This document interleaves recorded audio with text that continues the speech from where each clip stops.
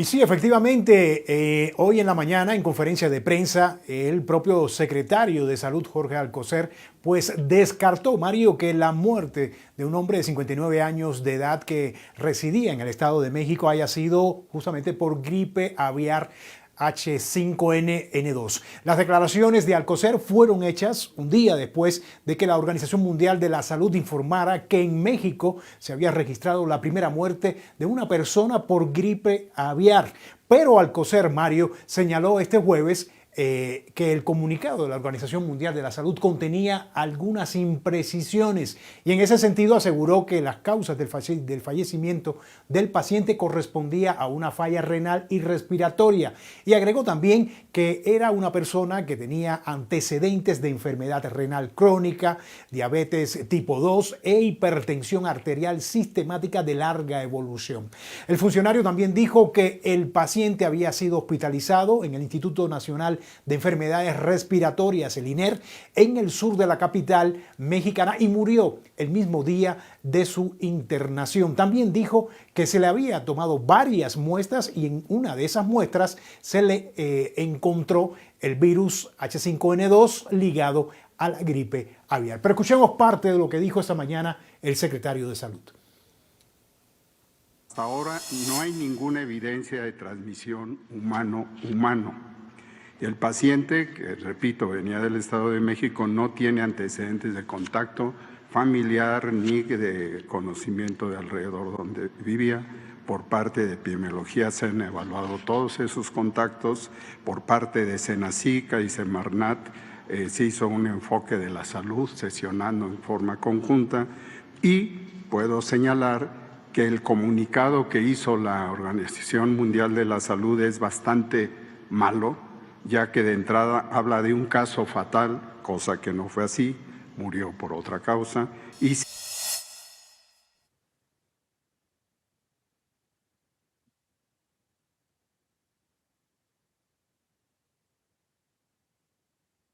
Rey Rodríguez, ¿sí me escuchas?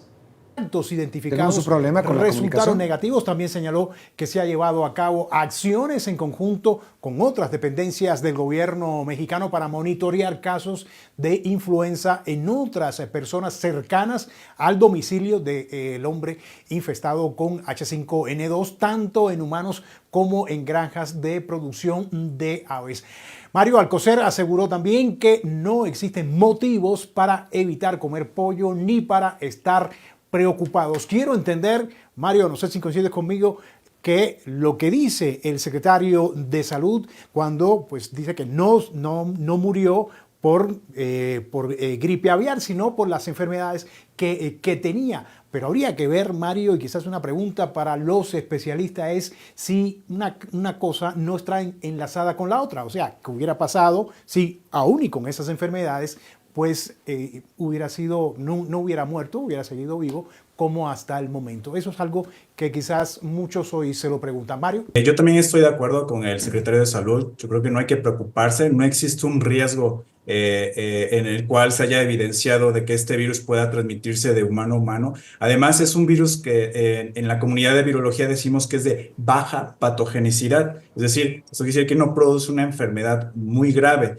Y ciertamente, como lo dijo el secretario de Salud, muy probablemente el paciente pareciera haber fallecido precisamente por estas causas de renales, ¿no? Problemas renales o la diabetes que tenía de tipo 2, etcétera. ¿Por qué? Porque incluso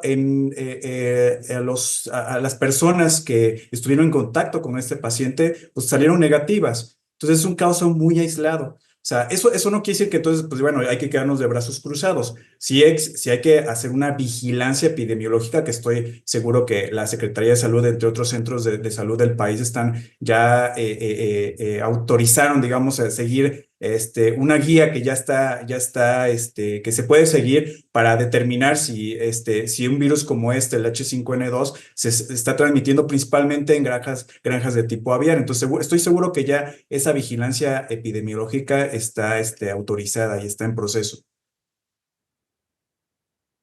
Sí, efectivamente el boletín de la Secretaría de Salud de México y también de la OMS apuntan a que no se ha podido comprobar, no se ha comprobado a pesar de la investigación, un contagio de humano a humano.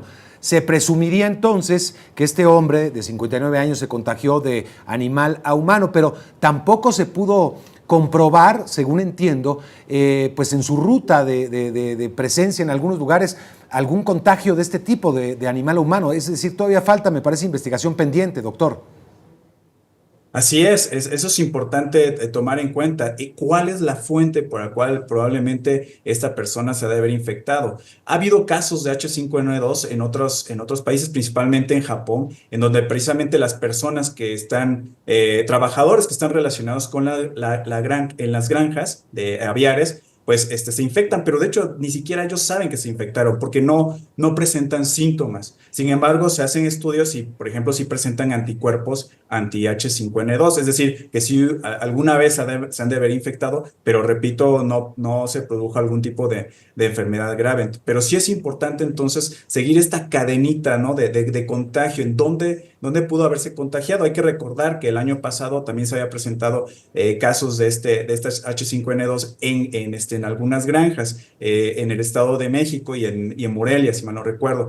Y entonces, pues sí hay que tomar en cuenta esto de monitorear, hacer vigilancia epidemiológica, ¿sí? Entonces eso es muy importante tomar en cuenta y sobre todo, confiar en la ciencia. Este virus se ha rastreado desde 1994, incluso cuando inició aquí en México también un brote en granjas aviares, y se tiene muy bien conocido, pero repito, o sea, sí hay versiones que sí son altamente patogénicas, pero para aves. No se ha visto que haya un contagio directo a seres humanos y después de seres humanos a otros seres humanos. Hasta ahora no hay evidencia de esto. ¿Hay alguna evidencia, doctor, de la eficacia de algunos medicamentos? En México tuvimos una pandemia previa a la pandemia del coronavirus, la H5N1, donde se llegó a la conclusión de que el medicamento, por ejemplo, el oseltamivir, era el más eficaz. ¿Hay alguna evidencia que este medicamento y otros de esa familia pudiesen ser efectivos?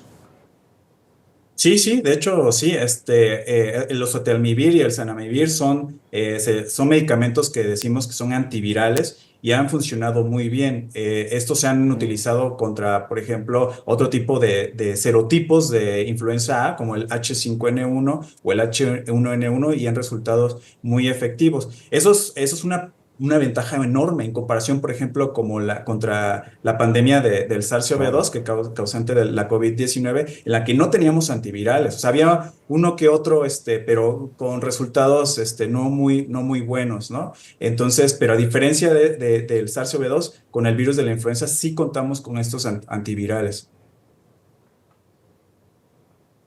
Doctor, ¿hay alguna recomendación específica que seguir? Además, evidentemente, bueno, si hay algún contacto con aves de corral, pero, por ejemplo, el consumo de algunos productos de huevo, de carne de pollo, ¿hay alguna recomendación al respecto? No, por ahora, con respecto al alimento, no, o sea, pueden seguir contentos comiendo pollo o huevos. Hasta ahora no ha habido evidencia que, bueno, pues a través de este tipo de medios se transmita, pero sí lo importante es que las autoridades sanitarias ya están iniciando este tipo de protocolos para monitorear precisamente a través de vigilancia epidemiológica, principalmente en las granjas, ¿no? Nada más para terminar cómo se pudo haber transmitido este virus. Y sobre todo, puede haber una afectación económica, eso sí, ¿no? Porque, pues imagínense, una vez que se infecta un ave de corral con este tipo de virus, y si es altamente patogénico solamente en aves, sí puede ser altamente transmisible, incluso, ¿no? Entre otras aves, ha habido casos que, por ejemplo, en Rusia, en Japón, Claro. en Sri Lanka, donde ha habido estos casos de H5N2 en aves, repito, que sí pueden llegar a matar incluso hasta millones sacrificar a millones de estas. nuestros televidentes. Yo creo que alarma de ninguna manera, pero sí, obviamente, estar bien informados, ¿verdad? Y para poner el contexto quizás general, Iván, es importante recordar que los virus de la gripe, son múltiples virus de la gripe, tienen nombre y apellido, su nombre empieza con H y su apellido empieza con N, y como son tantos, se les pone números a la H y a la N. Entonces, imagínate, hemos estado hablando del H5N2 aquí en Estados Unidos, resulta que ahora una persona fallece con el H5N1. Todas estas familias de virus son virus que pueden vivir en los seres humanos, pueden infectar a los seres humanos, causando los problemas que cada invierno tenemos, que en Estados Unidos matan alrededor de 40,000 personas con neumonías, o pueden ser, como en esto que estamos estudiando, virus que están circunscritos a cierto tipo de animales, en este caso a las aves, por eso se llaman virus de la gripe aviar, pero que preocupantemente en los últimos años se han ido acostumbrando a vivir en mamíferos. Ese es quizás el punto más importante, Iván, para poner este contexto, que son virus aviares que se están acostumbrando a vivir en seres humanos. Por lo tanto, esto que ha ocurrido en México no es para alarma, pero sí es como para decir, caramba, qué bueno que se esté vigilando, qué bueno que una persona que falleció ahora tengamos un diagnóstico y sepamos que fue este virus de gripe aviar, igual que en Estados Unidos que se está vigilando.